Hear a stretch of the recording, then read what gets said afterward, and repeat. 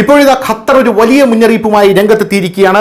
അത്യാവശ്യമുണ്ടെങ്കിൽ മാത്രം പുറത്തിറങ്ങുക എന്നാണ് ഖത്തർ പ്രധാനമായും പറഞ്ഞിരിക്കുന്നത്.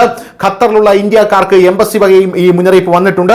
വർദ്ധിച്ചു വരുന്ന സംഘർഷങ്ങൾക്കിടയിൽ ഖത്തറിന്റെ തലസ്ഥാനമായ ദോഹയിലെ ഇന്ത്യൻ എംബസി അവിടെ താമസിക്കുന്ന ഇന്ത്യൻ പൗരന്മാർക്ക് ഒരു പ്രധാന യാത്രാ ഉപദേശം നൽകി.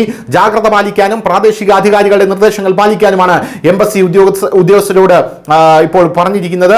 എംബസി പറയുന്നത് ഖത്തറിൽ യാത്രാ സൗകര്യത്തിൽ കുടുങ്ങിക്കിടക്കുന്ന ഇന്ത്യൻ പൗരന്മാരെ സഹായിക്കുന്നതിനായി ഒരു പ്രത്യേക രജിസ്ട്രേഷൻ ലിങ്ക് നൽകിയിട്ടുണ്ട്.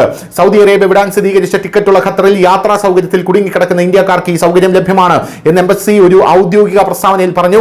സൗദി അറേബ്യയിലേക്കുള്ള താൽക്കാലിക ട്രാൻസിറ്റ് വിസ ലഭിക്കുന്നതിന് സഹായം ലഭിക്കുന്നതിന് അത്തരം ഇന്ത്യൻ പൗരന്മാർക്ക് ഈ ലിങ്ക് വഴി രജിസ്റ്റർ ചെയ്യാമെന്ന് ദോഹയിലെ ഇന്ത്യൻ എംബസി അറിയിച്ചു. എന്നിരുന്നാലും വിനോദസഞ്ചാരികൾ ഖത്തറിലേക്കുള്ള വിമാന ടിക്കറ്റും സൗദി അറേബ്യയിൽ നിന്നുള്ള സ്ഥിരീകരിച്ച ഓൺവേർഡ് ടിക്കറ്റും സമർപ്പിക്കേണ്ടതുണ്ട് എന്നുള്ളതാണ് മറ്റൊരു പ്രധാനപ്പെട്ട കാര്യം. കാലാവധി കഴിഞ്ഞതും അവസാനിക്കാൻ പോകുന്നതുമായിട്ടുള്ള എല്ലാ എൻട്രി വിസകളുടെയും സമയപരിധി ഖത്തർ ആഭ്യന്തര മന്ത്രാലയം ഒരു മാസം നീട്ടിയതായും എംബസി അറിയിച്ചു.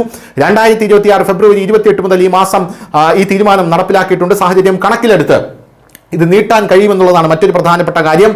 ഖത്തറിൽ നിന്ന് സൗദി അറേബ്യയിലേക്കുള്ള അടിയന്തര യാത്രയ്ക്കായി സൽവ ലാൻഡ് ബോർഡർ ക്രോസിംഗ് നിലവിൽ തുറന്നിരിക്കുന്നു.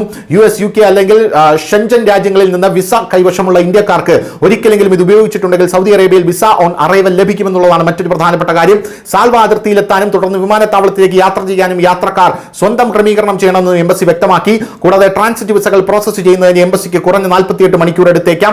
ഖത്തറിൽ താമസിക്കുന്ന ഇന്ത്യക്കാർക്ക് എംബസിയുടെ ഉപദേശം പുറത്തു വന്നിരിക്കുകയാണ്. സുരക്ഷാ സാഹചര്യം കണക്കിലെടുത്ത് ഖത്തറിൽ താമസിക്കുന്ന ഇന്ത്യക്കാർ സുരക്ഷിതമായ സ്ഥലങ്ങളിൽ തന്നെ തുടരണമെന്നും അനാവശ്യമായ യാത്രകൾ ഒഴിവാക്കണമെന്നും എംബസി നിർദ്ദേശിച്ചിട്ടുണ്ട്.